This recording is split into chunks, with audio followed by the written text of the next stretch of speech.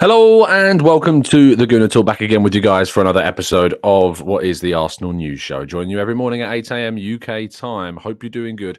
Hope you're doing well. Thank you so much, as always, for joining us. Appreciate your time. Appreciate your watching. And do indeed drop a like on the video. Subscribe to the channel if you're new around here, with those notifications turned on so you never miss a show. It is Match Days Eve. Always a good day of the week. It means you can look ahead to tomorrow and know that Arsenal will indeed be playing, which is great. And we have been deprived, of course, of Arsenal during this international break, but it is good to see Arsenal back once again. Looking forward to getting down to the Emirates tomorrow and covering the game for FL and, hopefully witnessing another win after, of course, a big game in the Premier League a couple of hours before that. But before we go into today's stories, of course, let's welcome you all into the chat box. Good morning to Martin, to Johnny, to Blackshine, Tony, Paul, Yomi, Marcus, Mark. We've got Steve, Stephen, Temi, Amira, Matt. Good morning. Happy Friday indeed. Martin as well. Thank you to you all. Really appreciate your time. Do drop a like on the video, as I say.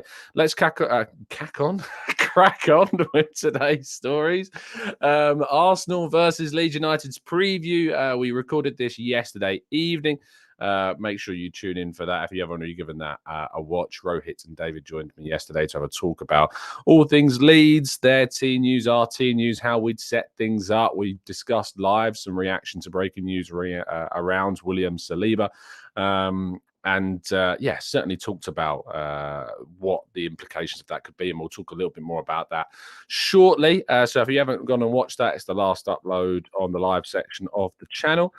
Chelsea's win last night in the UEFA Women's Champions League means that they will face Barcelona in the semi-finals and potentially, of course, face Arsenal or Wolfsburg in the final of the Champions League. These matches due to take place in mid to late, more to late April, around the weekend of the 21st, I think. And then, of course, the second leg will be around May 1st. So make sure if you want to get down to the Emirates, tickets are on sale for the Champions League semi-final on May 1st. So you can get, I think tickets are available on the Arsenal website. If you can get down to the Emirates, do indeed go. What an opportunity to see a Champions League semi-final. Erling Haaland missed, unfortunately. I say unfortunately, unfortunate for him, less unfortunate for Arsenal, perhaps. Missed Manchester City training yesterday. He still is recovering from a groin injury, which of course can be a bit of a niggling problem, because if you re-injure it, like we've seen Emil Smith Rowe do on a number of occasions, it can be very frustrating and difficult to get over. Man City will be hoping back indeed that they improve and that the situation improves for Haaland, but they've still got a very good striker in Julian Alvarez available to come in should they need him to. They can play other players in the false nine role if they want to do that as well. There is plenty of options for Man City, even if Haaland is unavailable. However, it is obviously a big blow to them, especially considering it's probably unlikely he'll make the game against Liverpool. Maxi Verba, Gnonto and Tyler Adams all confirmed by Javi Gracia to miss the trip to Arsenal tomorrow. None of them will be involved in the game. This comes as a bit of a boost to Arsenal, even though, of course, Arsenal will be hoping to win the game regardless of who is available for Leeds United. Having three of their starting options, all players do start for Leeds, unavailable is obviously going to be a big blow. So that is very frustrating for them, but arguably a plus for Arsenal. But it may change the way Leeds set up. It might make them play a little bit more defensively. We'll have to wait and see. Moving forward to Arsenal's training sessions, Gabriel Jesus and co did indeed train ahead of the game against Leeds tomorrow. You can see Leandro Trossard, Xhaka, Zinchenko, Jesus involved. Lots of the usual suspects also involved. You can skip through all of the Arsenal photos of training courtesy on the Arsenal website, so go and do that if you haven't done so already, to get yourself familiarised with who and who isn't there. One player who was there was Thomas Partey. He was involved in training yesterday. There are suggestions that he still should be available and ready to play on Saturday. They'll make a final call, of course, today, you'd expect, and we'll hear from Mikel Arteta a little bit later on today. I'll talk about that shortly too. However, William Saliba was not there. Rumours came out yesterday afternoon suggesting that a decision regarding surgery had been made. According to Team News and Ticks on social media, is a very good and well-connected fantasy football page. They suggested that indeed Saliba, the first scan basically shows that there was a necessity for an operation. However, a second scan they took then looked much better. What scan is right, which scan is wrong, I'm not so sure, but that's what they're suggesting, and they think they can get him through the games. There was other reports coming out suggesting that he is a serious doubt for that Liverpool game, let alone, of course, not only playing in the Leeds game, but maybe unavailable for Liverpool. It seems as though the club are, if there is an issue, not doing surgery and may risk him in some games between now and the end of the season. But there's always going to be a risk if there is an injury that could resurface without that surgery. And of course, that would rule him out for the rest of the season. But if he doesn't have surgery and he does pull up, it could make a situation worse. And his surgery could then require a longer recovery time. We are still speculating rather heavily, to be honest. And we are still waiting for official news on Saliba. And it's all rumours right now. But Mikel Arteta will indeed, as I say, face the media this afternoon. And this afternoon, he will discuss William Saliba and a number of other players as well. On Eddie Nketiah, it is said, according to James Green, who reported this yesterday, that he is expected to return to full training soon. He is now training outside. He's on the grass doing running after suffering a serious ankle injury. So him returning should be a bit of an attacking boost to the Arsenal team. But as I say, we'll hear from Mikel Arteta and get some of his thoughts on things very, very soon indeed. Of course, you can win a signed Gabriel Martinelli shirt. If you haven't already got involved in the latest competition, you can indeed do that by going to the link in the description. I can tell you that of this competition, already 64 tickets have been sold, which means that only 61 remain with 4 days left in the competition. You can be sure that most of them will sell out before the competition's timer runs out. So if you want to get in with a chance of winning a signed Gabriel Martinelli third kit from this season, that would be fantastic for you. And I do wish you the best of luck. You can also win a signed and framed Ray Parlour photo montage, as well as plenty of football prizes site credit that will enter you into future competitions on the website. It's great, as I say, to hear when some of our listeners have won those competitions. Sweating Merlot says he's already won that one, which goes to show that you can already win some great prizes, and our listeners do indeed win these fantastic prizes. Right, let's go to part two then, and your questions right after this.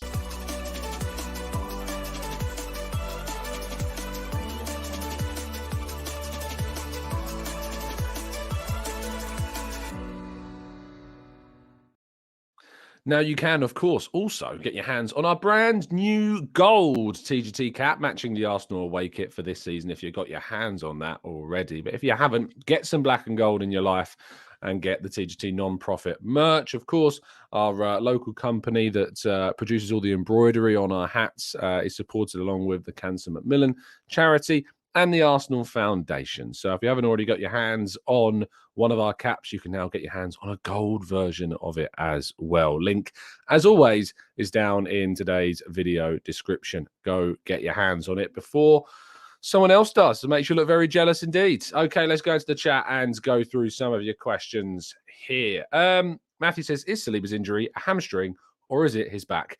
Matthew, the answer from my perspective is I don't know. There's been suggestions. I think Chris Wheatley reported that it was his hamstring. There's been some suggestions that it was a back injury. We're still waiting for clarification officially from the club. A lot of us have tried to reach out to potential sources, and the club are being very, very quiet about this one. They've tried to very much keep this behind the scenes, and that's why I've said we're always going to have to wait until we hear from Mikel Arteta today in his press conference, of which we'll be covering at FL. So make sure you tune in on FL. If indeed can't watch it on the Arsenal website, you'll be able to watch it back on the Arsenal Way YouTube channel as well. So we are still waiting for clarification, Matthew. Fingers crossed that comes soon. Matt says, are you going to be going to a Cubs game whilst you go to Chicago? Yes, I think I am. I think I'm going to be going on the Sunday to a Cubs game. I'm pretty sure. A good friend of ours, Johnny Boy, has helped us out with some tickets. So I think, yes, I'll be going to one of the Cubs games. Following that up, Matt says, on a scale of 1 to 10, how confident would you be in Rob Holding starting these final 10 games? 7, relatively okay with it. Look, the slander that Rob Holding has got is embarrassing. And there are a lot of fans out there that have embarrassed themselves a bit. I'm going to be very blunt with you with the way in which they've talked about Rob Holding. He's a capable defender. He's good defending his box. Does he have the technical ability of Saliba? No. Is Saliba a kind of force of nature? Yes. Because Saliba's a brilliant, brilliant defender. And no matter who comes in for William Saliba, it's not going to be William Saliba. And obviously not having Tomiyasu available is a big blow, because Ben White could have arguably gone into that position as well. And we've been hit by kind of a double defensive blow to our team, which sucks.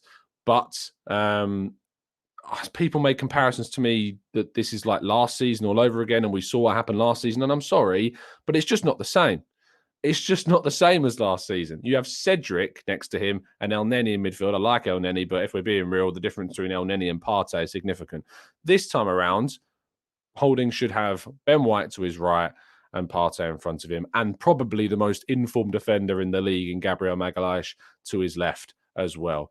I'm on a 7 in terms of confidence. I've got his back. I'm hoping he can do well. I'm hoping he can make some apology forms come out once again from fans between now and the end of the season. All of this and all of Arsenal's games are in our own hands. And that's all we can focus on. We're not trying to claw back points. We're not trying to chase a title rival down. We just have to do the business, win our games, and stay in front of Man City. And I'm going to back Rob Holding to be able to do that. I hope that I'm right. And if I'm wrong, we'll talk about that later on in the season. But for now, I'm going to back the guy. And I put on Twitter yesterday, is there anyone with questions? And I'm one of these people. If there is anybody that has questions about whether or not Rob Holding is Arsenal quality or can be a good person to have in this squad from a footballing standpoint, if Rob Holding comes in and plays in these 10 games, say he has to do that. I'm not saying that is the case, because we still need clarification on Saliba's injury. But if Holding has to come in and play the majority of the remaining 10 games of the season, and we win the league, and Holding has put in some very good performances, there is nothing and no argument that can come at him and say that you're not good enough to be an Arsenal player. Because if you're coming into a team that are helping them towards winning a title, there's no more you can do than that. Forget the 2 FA Cup finals that he helped us to win, but certainly Rob Holding coming in and certainly helping us to win a title would do a lot to justify his place in this Arsenal squad. Mike, thank you so much, mate, for the kind donation. Mike says White centre-back, Partey right-back, Jorginho in DM as a potential alternative. My answer to that is a very scared no. I don't want to see Partey out of midfield. I know that there's a few people on social media that I've replied to saying they want to see Partey right back, Jorginho in midfield. No, it changes too much. And Arteta's been all around the idea of not changing things, changing as little as possible. So if you can take out Saliba, put in Holding, and you don't have to change the right back or the centre mid, do that. If you're suddenly putting Partey out of position, you're bringing Jorginho, the second choice centre mid in, and the second choice or third choice right-sided centre back in, or second choice in terms of White going into right centre back, a position that he's not played all season.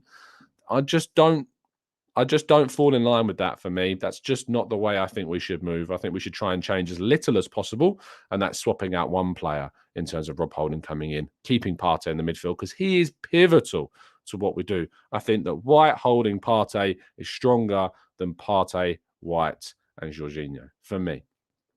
Marcus says, great article on the manager of the month curse. Is it too late to cancel my vote? Yes, there is Mikel Arteta is the favourite to pick up the manager of the month award for March. And because of that, Arsenal have never won a game at the first game of the month after the month that Arteta won the manager of the month for. Now, of course, that award sometimes get announced later in the month, and the records, obviously, after that, we've won games like the Brentford fixture, for instance. But the first game of the month after Arteta's won a manager of the month for the month prior, we've somehow never won. We lost to Man United, we drew with Newcastle, and we lost to Everton when he won it for August, November, December, and January. So hopefully, and I would probably be backing Arteta to win that Manager of the Month award, considering the fact that he's won 4 and the next closest to him has won 2, drawn 1. Hopefully we can break that record with the game against Leeds tomorrow. Dejan says, Tom, is there no one that can play centre-back? I don't get this. Why would you want to risk a title race on a youngster over Rob Holding? I really don't get it. Why would you want to throw in Raw Waters, say, at right back, bring White into right centre back? I don't know. I don't know why anyone would want to throw a youth player in a title race with 10 games to go than our most experienced centre-back. I really don't understand the mindset. I really, really don't. Edison says, I hear you, but Rob Holding played against Son like he was in WWF. He got a yellow and changed nothing and got a red card last season. That's why he doesn't inspire confidence. Again, Edison, I go and encourage you to go and have a look at the lineup for that game and see who Rob Holding was playing with as to why he was so exposed. Yes, he's more rash. Yes, he jumps into challenges more. Of course he does. That's just the style of player he is. Hopefully he can be coached by Arteta. And if that's a problem, Arteta will be telling him not to do that. And that then falls on Arteta to be the guy to be able to coach him into those roles and improve him and say, this is what you need to do. This is what you need to work on. This is how you're going to improve as a player. Now we're seeing you play regularly. But go and look at who he was playing next to in that Spurs game last season, and you'll understand why he was ripped apart so much. Let's go to Paul. Says, does Saliba's injury highlight the importance of bringing in another right-sided centre-back in the summer, given Tomiyasu's frequent injuries? It's obviously an area I think Arsenal are going to look to, because Tomiyasu's frequent injuries, as you point out, Paul, is making him a much less reliable option. A right-sided fullback is certainly something that's being looked at. And if you think about that, if we were to bring in a right-sided fullback on top of Tomiyasu and White could arguably become someone that then could replace Saliba, if you needed him to. So there is scope with that. I'm becoming less and less convinced that Holding will leave in the summer, but we'll have to wait and see. Sammy says, I think people are underestimating Holding's improved hair. It's a game changer. I mean, certainly that's not something we discussed. If he's playing like Samson, he's going to have a great time on the field. Certainly a great time on the field. Jason says, Holding is the weakest link in our defence. He should be fine. Just hope that he keeps his head and doesn't lose it. Absolutely. I mean, I suggest going and watching the game against Man City when he started against Haaland. Kind of bossed Haaland for a lot of that game. We kind of launched Holding into Haaland, and Haaland didn't have too many answers for it. Yes, he had a couple of chances. It's very difficult to limit Haaland to no chances whatsoever. And yes, Holding got a yellow card in that game, of which we then took him off for at half-time. But I thought he dealt with Haaland pretty well. And if you're going to deal with a player on the field and show what you can do that, I mean, Haaland's a pretty good guy to show him what you measure up against, isn't he? So, yeah, maybe go back and watch that game and have a look at what he can do. Charlie says, I like Holding, but not sure about this stretch of games. Also, what exactly is Saliba's injury? Again, we're still waiting to hear on the specificities of the problem. And says, let's play Tom in defence again instead of Holding. If you've watched our 7-a-side games on the Arsenal way, of which I play right centre-back or right-back, you know that's not a good choice. You know that's not a good choice. Let's go to... Seb says that Son elbowed Holding in the face and the ref didn't see it, and Holding does the same and then got sent off. Yeah, I'm not going to linger. I mean, I agree with you, but I'm not going to linger on... things that have happened last season. It's just pointless at this stage. Lynn says, when Holding played in that Fulham game, he could have easily been man of the match, and I just don't think he will let us down. Dan says, hey, Tom, if Saka earns 300k a week, won't it cause unrest in the dressing room with Martinelli just above half of that on 180k a week? I don't know why it would. You know, Saka is our most treasured player at the club. He's the number one player at the club, continually putting those top performances. I don't think it puts unrest. We've given Martinelli 3 contracts since he's arrived at Arsenal. So, no, I don't think so, Dan. There's always scope. I think it shows I think if anything, it will show the scope of what players could earn at the club, and that players may be even more motivated to try and reach those high levels to show that, oh, Arsenal can pay these wages. If I put in the levels of performance the same as Saka has, maybe I can reach that level of pay as well. Let's go to Amberley says he threw Haaland on the floor. It was impressive, but somewhat risky. I think that's just a bit of what Holding is going to be. He's going to be risky. That is going to be part of his game that's going to be risky. Let's not also pretend that Saliba, for a period of this, especially since the World Cup, had a few wobbles. You know, let's not pretend that he's perfect, right? Saliba's still a young player and had mistakes in his game, and some of them nearly cost us. So let's not pretend like they haven't existed as well. Holding, if he comes in and he's just a 7 out of 10 in every game, I'm going to be happy. If he's a 7 out of 10 in every single game he plays, that's all I can ask for from Rob Holding, and that's all I would ask for. Obviously, I'd love to see greater performances than that and put him bossing in the defence, obviously. But if he can come in and put a 7 out of 10 performance every game, I think that's going to be enough for us. But we'll have to wait and see. Let's go to Billy. He says, hey, Tom, what's your prediction for City versus Liverpool and how many points do you think we'll get from the next 5 games? Billy, I'm not going to answer your second question because I'm refusing to try and tempt fate. That said, I was kind of forced to do that on Football London. They made me do it. Okay, I had no choice. They made me write my views on the last few games of the season, every game of this season. In fact, they've got a predictor on the Football London website that you can all actually do. But I kind of just went, yeah, tick, tick, win, win, win, win, win. I didn't pay too much attention to it, to be honest, because I'm too scared. I'm too scared to think about it too hard. But in regards to your first question, I am going to will a Liverpool win into existence. So I'm going to say Liverpool going to win 6-0, mate. That's what's going to happen. We're going to see a repeat of the Man United game. I know it's not the same scoreline, but we're going to see a repeat of that game. Liverpool are going to boss them. They're going to absolutely batter Man City. So, yeah, that's what we're going to see. We're going to will it into existence. That's what we're going to do. So Nicholas says, chat, stop asking for predictions. We're not tempting fate here. They made me do it. They did. They genuinely did. They made me do the predictions. Olu says, hey, Tom, Saka's wages are reported maliciously. He is closer to 200k a week without those bonuses. Martinelli wages weren't. Yeah, that's certainly true. Saka's wages are a lot less on the base level, and then he has a lot of bonuses. I don't know if maliciously is the right word to describe it. I think maybe they're reported showing the maximum figure, but I think maliciously probably is a bit harsh. Mike says, hey, Tom, what's the chance of Arsenal Stadium increasing capacity from 60 to 80,000? Something like that. I've been trying to find any info if it's possible. It's difficult. When Arsenal built the stadium, they chose to have greater legroom, and that sacrificed something like 6,000 to 10,000 seats, I think, which they did in favour of keeping the fans there in more comfort. I mean, if you go to some stadium, like if I go to my local side, Gillingham, the seating is horrific. Like your knees poke into the back of the person in front of you. And I'm sure that plenty of you have gone to other stadiums in the league and experienced the same thing. The Emirates is one of the more comfortable stadiums to sit in, and it does still need some refurbishment, but in comparison to plenty of others, it certainly is. The idea of increasing the capacity, I think there were suggestions it could have gone to 75, but I think local residents were against that idea and they couldn't pass that. I don't know, is Mike's the answer. I don't know what the scope would be of increasing capacity. 20,000 is a lot. You underestimate how big that is. In a 60,000, you're asking for another third.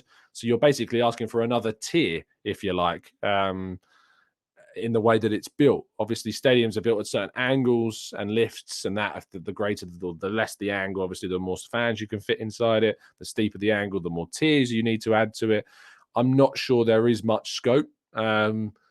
But it's certainly an interesting question, Mike, and one that I don't know if the club are considering. I don't know if that would necessarily solve the issues in tickets that we're experiencing as much at the moment. Of course, yes, you could fit more fans in, but these bot accounts are in their hundreds of thousands. We're seeing, as Arsenal reported yesterday, I reported 2 days ago that Arsenal had blocked 300,000 bot accounts. In 2 days since I spoke to the club, Arsenal have blocked another 200,000 more just on that weekend of the Wolves game being released for silver members. So, yeah, very, very difficult to see that happen indeed. The solution, Dan, to the ticket problem, it's very difficult. They have to keep continuing the technology. They have to try and improve this problem. Someone suggested me in the piece that I wrote about doing a ballot system that might discourage bot accounts or touts from getting involved with it. And obviously then maybe you receive your ticket on the day of the game, and that's the way that it happens. Very, very difficult. Very difficult indeed to see a clear solution. So whilst I understand fan frustration and whilst I understand people moaning and saying it's ridiculous, the club need to do more, it's really difficult to find a solution to these problems. There's even been suggestions that some fans are saying that their memberships have been, I've seen some people on Twitter saying that their memberships have been cancelled inaccurately because obviously the system that they're using has detected them and they think that they're a bot when maybe in reality they're not. So I don't even know if that's obviously people speculating online and claiming that's happened, but we have no evidence of that being the case. But, you know, if that is indeed true, that creates a big problem. So it's very, very difficult to see if that's the problem or if that's actually can even be solved. We'd have to wait and see. So yeah, I think we're going to wrap things up there. Thank you guys for tuning in. I'll be back a little bit later on this morning on the Arsenal Way 10 a.m. show, of course, and then I'll be back at 8 a.m. tomorrow morning on the game on the day of the game. So very much looking forward to going to the Emirates, as I say, tomorrow. But I'll catch up with you a little bit later on the Arsenal Way, and I'll catch up with you tomorrow morning as well at the same time. Do make sure, if you haven't already got your hands on our brand new non-profit merch and our new gold cap, which goes to help Cancer Macmillan Support and the Arsenal Foundation and the local embroidery company that we use as well. Make sure you go to the link in the description or the store on the YouTube homepage that we have on the channel as well. Go watch our preview for yesterday for the game tomorrow if you haven't done so already. Have a fantastic day. Enjoy your Friday. You've made it to the weekend. Congratulations. I will see you again very soon. And as always, up the Arsenal.